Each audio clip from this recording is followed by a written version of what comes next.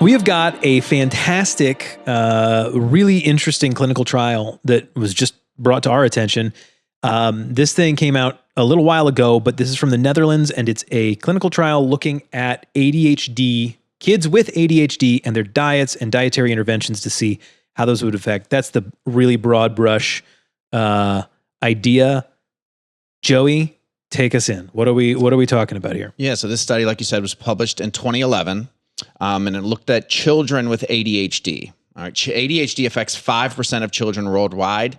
I think it's one of those underdiagnosed conditions as well as much of mental health. Mm-hmm. But that 5% of children worldwide have the official ADHD diagnosis. And every one of the kids involved in this was diagnosed. Yes. So 100 children, ages 4 to 8, and they did that to maximize dietary compliance. That were all 100 of the children included were previously diagnosed with ADHD. And then also confirmed by the study's independent pediatrician. So it had to have the outside, diagnosis, and then as well as confirmation in-house. Exclusion criteria of these children were anybody on medications, any ADHD or mood-based medications, or even in behavioral therapy. So you could kind of classify them as untreated. Okay, 50 children were randomly assigned to the diet group, strict elimination diet. 50 were assigned to the control or non-diet group. They were simply just given recommendations to eat healthy. Yeah. Okay. So this study was broken into 2 phases, primarily focused on the first phase. So the first phase is a non-blinded or open label phase. That's typically not ideal. All right. So in this case, what it just means is that the participants knew what group they were in. Usually you like double blind, where the clinicians or the evaluators, the researchers don't know, and the control group doesn't know. Yeah. So neither group knows is typically what you want, the double blind. In this case, it's pretty hard to have a blinded dietary group. Yeah, kids know broccoli when they taste it. Yes. So it's single blind. The pediatrician evaluators, as well as the teachers, they do incorporate some teacher evaluations, were blinded. So that's, just one thing to be aware of. So for phase 2, which we'll discuss in more detail later, they took the clinical responders from phase 1, okay?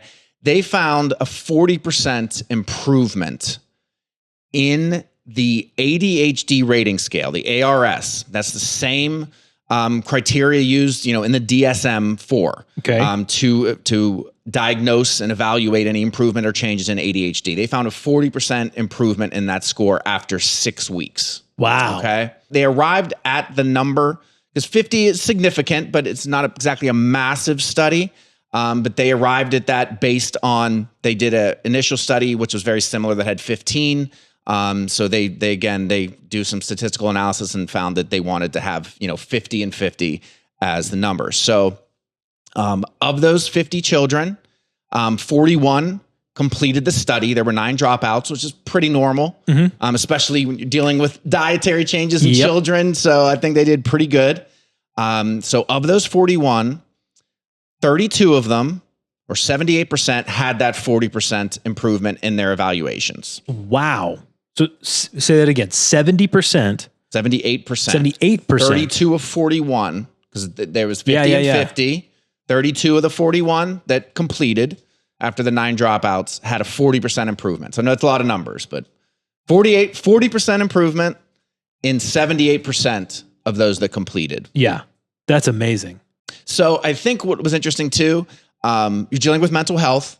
Yes, you're dealing with DSM criteria, but still, how do you answer some of those 0 to 4 scales and how they're evaluated? Sure. So yes, like we said initially, there's an outside diagnosis. That's how they can be included in this study. But then they have the same pediatrician evaluate the baseline inclusion just to make, just confirm the diagnosis. Then they did the follow-up at the 6 weeks as well. The same. So all of them had the same pediatrician evaluating, because again, there can be some variation there. This is not a biomarker where you're looking at, are you above or below 100? Right. Okay. Makes sense. So for phase 2, 32 of the children were then allowed to be included because they had the 40% improvement. That's they kind of wanted to overshoot the mark of improvement on the score. because, and this makes sense, there can still be some psychological effect of just being included in the study, whether it's how your parents are parenting you. Yep. How even the child maybe psychologically is aware something's going on. So they didn't want to target 10, 20%. They used that number of 40% again, based on that previous study. So that's a significant change to, again, account for what I'm sure is some realistic variation that's psychologically. Yeah. So of those 32 that completed, they were eligible for phase 2. They called this the challenge phase. Okay. 29 of them actually ended up entering into it. But basically foods were reintroduced into the diet. And these were foods that were individualized and determined on their baseline IgG testing. Okay.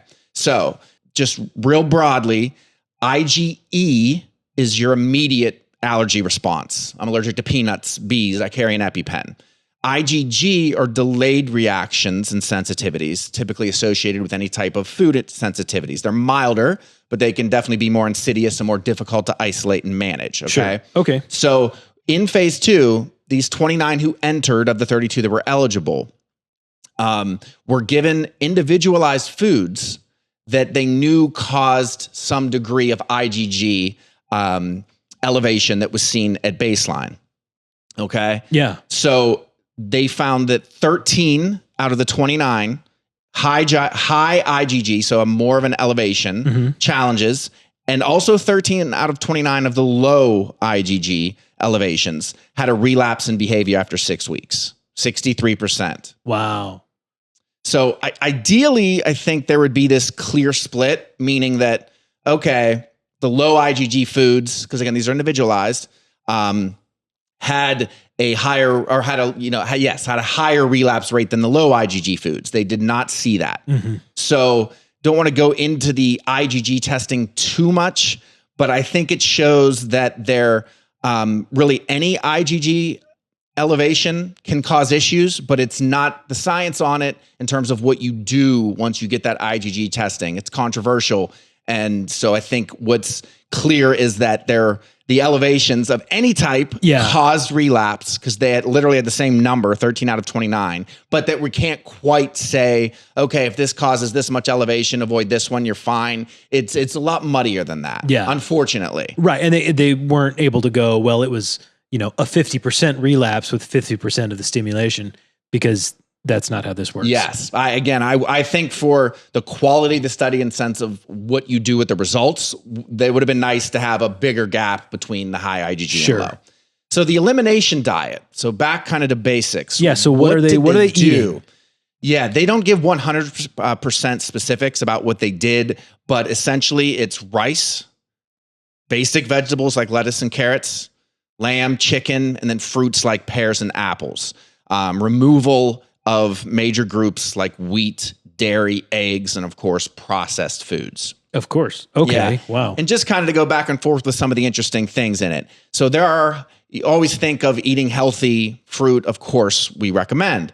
There are, related to this case and what we're trying to pinpoint and isolate here, fruits like strawberries, raspberries, citrus fruits, grapes, all kind of fall under the high IgG fruits. And that doesn't mean that they're causing issues. It means they have a higher potential to cause issues in those that have some sensitivities, have some things they're looking at, have ADHD, and then you can get that tested potentially to see. So they eliminated, even within, accepted food groups, eliminated fruits like that.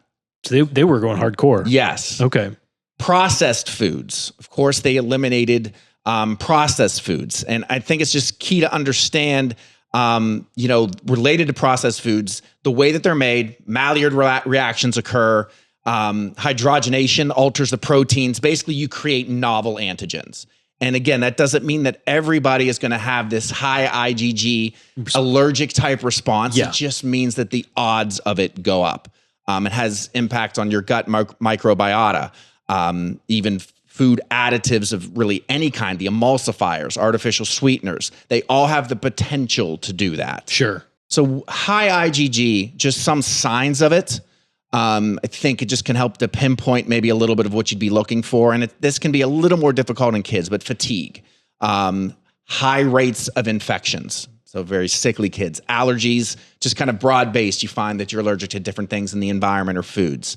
Skin problems, rashes, hives, eczema, joint pain, GI issues, autoimmune disorders. So in kids, it's a little harder to, how often do you see some of those? You're not gonna see joint pain in kids. So it becomes a little harder to pinpoint, oh, wow, you're checking 4 of these or 5 of these, 6 boxes.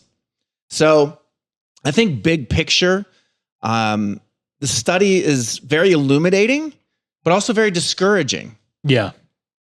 So I could tell by your face, you had some of those similar responses. And I think, and what I mean is it illuminates the power of diet. Yes. So in ADHD, it's just another tick in the box, so to say, of how critical diet is to our health overall. Absolutely. Okay. Because the elimination made a massive difference.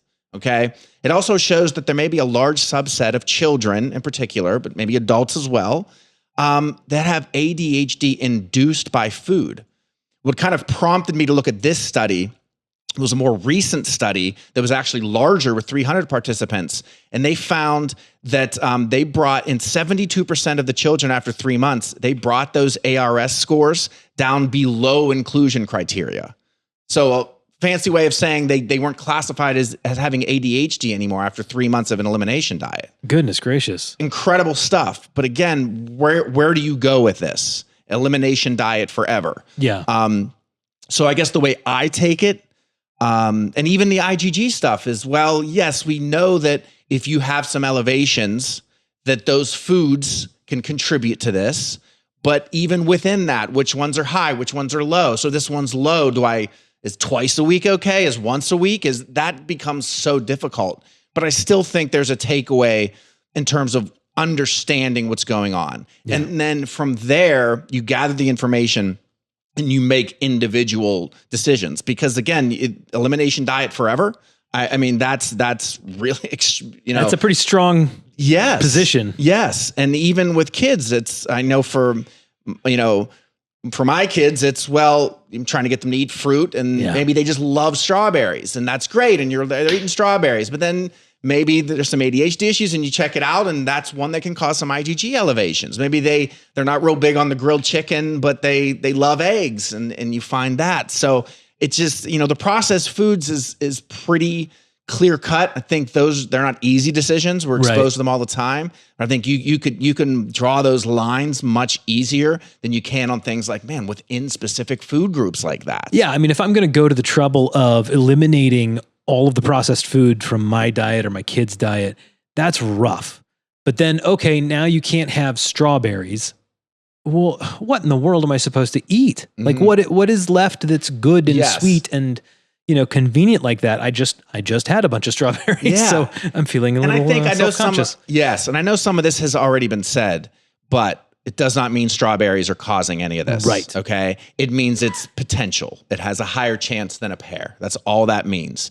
And so I also would like to make clear that I don't think that the elimination diet in perpetuity is a practical and reasonable solution. So again, what do we do with this information? I think to me, step one, if you're dealing with this, even if you're an adult, but if you have a child dealing with ADHD symptoms, it's not easy.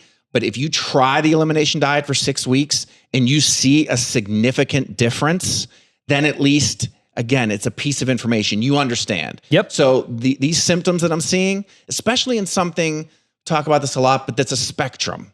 It's not, my cholesterol is this number and I can move it or I don't. And it's a spectrum of you're trying to determine all these. What about when the subject at school is really hard or they hate? What about when the subject's okay? What about when they're really into this hobby that's productive? All these things contribute to how we're evaluating these kids. And so it's very difficult. But if you can keep variables pretty consistent and you can do as close as you can to an elimination diet for a period of time, that can at least let you know that this is food induced or not. Yeah. Because maybe you're trying to make a decision about a medication. Maybe it's to that point for you. Well, if you can eliminate food as a cause, then you can at least, as you're trying to make that decision, just know that you've got less options. Yeah. Okay. Yeah. So I think that's what's really important. And then from there, if you do see a difference, what do you do? I would do the IgG testing. Like I mentioned, it's not as black and white, clear cut as, we all want these answers of, it was just the strawberries. Yes, my kid's dealing with this, but I did this. And then we found it's too much strawberries, high IgG. That's going to fix this. That's not what this is about. There probably, if it is related, will be a grouping of them, and there'll be a few. And then from there, you do your best to maybe eliminate some of those to see if, yes, of course, the full elimination is not a go, but we eliminate these types, we eliminate these specific foods, whether they're high or low. I think this study showed that whether it's high or low, you take a look at them. And then from there, you can see if you can find something that's just a more limited diet versus full elimination. Again, the elimination is what got the major movement here, but it doesn't mean that needs to be what goes on. It can be an individualized plan for you that deals with the foods that are specifically triggering to you. Yeah, yeah.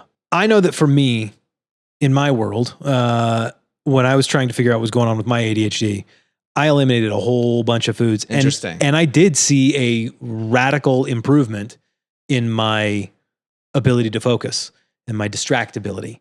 And I maintained it for a long time, but not forever. And I'm still very careful about what I eat, but it is the idea of doing an elimination diet in perpetuity is overwhelming. And I can't imagine trying to make a kid do that. It would just be terrible. Yeah, absolutely. And that's no birthday parties ever. Sorry, kid. Yes. And I know we've kind of hit on it already, but I think so many things, when you're dealing with, you can do this IgG testing and it seems a little out there. I think what it comes down to so often is this black and white feeling on it. Right. It works. It's going to cure everything. It's going to fix you. Those drugs are terrible. Or it's garbage and it doesn't provide any value. Whereas with so many of this, the truth is in the middle. Yeah. That yes, you can find that grouping maybe of foods that are of issue and just proceed as best as you can moving forward. The point again of the elimination is just to start to begin to figure out, does food make a difference for you? Yeah. And then from there, how do you deal with it? So I think, again, as long as you meet in the middle, and I would be remiss not to mention too, that behavioral therapies for kids are huge. That's I kind of almost jumped from the food to the medicine. And that was to make clear that I'm not demonizing the medication approach at all. And I think that's why it's important to do something like this, so you can even clear up in your own mind if that's something that you need to do. Yeah. But the middle ground, and really what I think goes best with any type of mental health issue, is doing some type of behavioral therapy and to help these kids. They're exposed to so much. I know even with my kids, and I've had to unwind some of what I've allowed them to do with screens and things like that. Yep. Yeah. We when we were young, it wasn't great to sit there and watch an hour-and-a-half movie, but now they're watching these 3-minute clips. Yep. And they're skipping them at 30 seconds if they don't like them. And we wonder why maybe they don't pay attention to 20 minutes of a math lesson in school. It was hard for us. Imagine how hard it is for them. Absolutely. Then you throw in all these different foods that maybe we weren't exposed to, throw in some individual issues, and there's a lot at play. Yeah. So I think something like this, again, it's not, I'd listened to this video and now I've got the solution. I've listened to this video and I've got a little more information about what maybe I can do to help manage this before I would go to something that may be necessary, like a medication. Absolutely. And I think the behavioral stuff is, whether you're on the med or you're doing some type of elimination or anywhere in between, the behavioral stuff is, I think, critical. That's fantastic. Man, I love studies like this, and it kills me that this came out a decade ago and I had never seen it. Yeah. And this is something that I care about, that I'm involved with, and I'm engaging with, and I'd never seen it. Why have I never seen this study? It's a solid study. It's well put together. It's well done. And I know philosophically we get into this often, but it's because they couldn't pinpoint a specific med that did this, or even a specific supplement. Or you take this supplement, you get this massive difference, then it's everywhere. Or they couldn't pinpoint one specific bad guy, one specific, it was the food additives. Yep. And we're going to get the food additives out and you're set. Yeah. No, it still could be strawberries. Yeah. So I think as much information is in here, and as in a broad scale, how illuminating it really is, because there's no easy solution, those things kind of tend to get lost. And you can put a little headline up and say, no food additives there. If you eliminate food additives, but if you look in the details, it's a lot more than food additives, unfortunately. Yeah. But then that doesn't mean food additives are perfectly fine either. We live in this gray where everybody wants black and white. I do. I want black and white. I want it simple. We all do.